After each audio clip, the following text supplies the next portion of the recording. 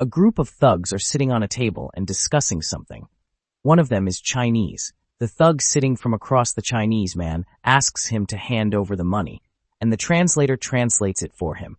He then hands over the bag of money to the man across him, and he checks the bag. The Chinese man then asks for the promised object. Meanwhile, a man standing at the rooftop is watching them carefully.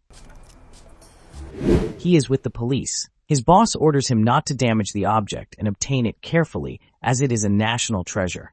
A man appears behind him and he throws him off the rooftop. He then also jumps off of the roof and a standoff occurs between the men. The man who was with the police beats the thugs in the standoff skillfully. His partner secures the object from the thug, but the thug knocks him down and got it back. He then fled the scene. The policeman followed him behind and shoots his gun in the air to stop him. His superior ordered him not to do anything reckless during the chase. After following him for a long time on his bike,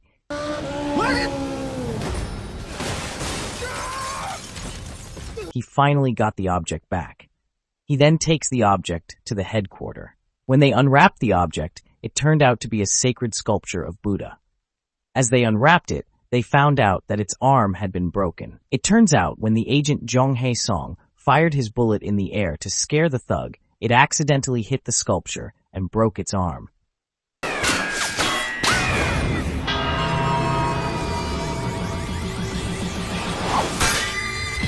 When the higher-ups got to know about the incident, they ordered Hae-song's boss to fire him, but his boss pleaded for Hae-song to be spared as he has done a lot for his team and this country. After much arguing, Hae-song's boss, An Seok-ho, told the higher-ups that he would do anything they said if they spared Hae-song. Then, the official handed him a file. Hae-song and his team are having dinner and discussing what has to be done further. Then, An Seok-ho tells Hae-song that there is a way that he can be spared. He tells his team that there is a school called Byongmun High School, and its first director of board, Byongmun, was trusted by the king at the time with 10 tons of gold to be used for the country's independence, but he embezzled the money, and all that gold is still believed to be stored at the Byongmun High School. And Seok-ho tells Hae-song that he has to go to Byongmun High School as an undercover student and find the gold, and called this operation Undercover High School. Undercover High School. Hae-song then goes home and has a flashback of his high school days where he was bullied and beaten brutally, and that is why he was against going back to high school at first. He calls his boss and tells him that he'll do the mission after all.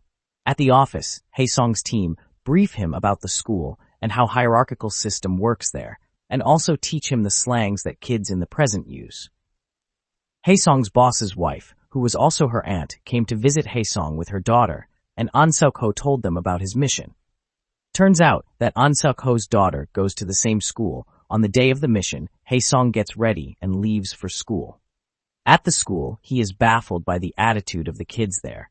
He then meets his homeroom teachers, who guides him to settle in. Hae-song is introduced to the class as an exchange student, and he is in the same class as his aunt's daughter. She is baffled that his brother is there as a student and not a teacher. She then texts him to meet him at the rooftop after class, and at the rooftop she makes him promise not to tell her parents how she is at school. Hae-song suspects that something is going on, but she dismisses him by telling him not to dig deep and reminds him of the promise again. Some of Hae-song's classmates try to talk to him, but he is left confused by their choice of slangs. 익숙한 약속. Hae-song discovers no entry area and decides to explore it in hopes of finding something about the gold that he has to find. He goes inside the area and finds it eerily quiet and creepy. He discovers the electricity meters and observes them carefully. As he is about to leave, he hears some students bullying another student. He tries to go away, but accidentally knocks some things down and is discovered by the bullies.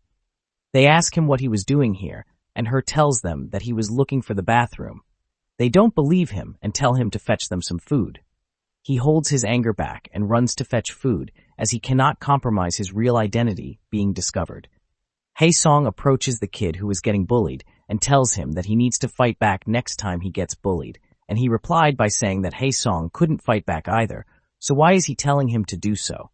He then asks the student about the old building. He tells Haesong that the building dates back to Japanese occupation era. That meant the building was as old as the time the gold went missing. Haesong then talks to his boss, An Seok-ho, at night and tells him about his findings and how even though the building was abandoned, it had electricity meters running. That meant something was going on inside the building, and it was most likely the spot where the gold could be stored. Haesong then goes back to the building to search it, and as he was shining the flashlight in the building, a man appears behind him and points a gun to his head.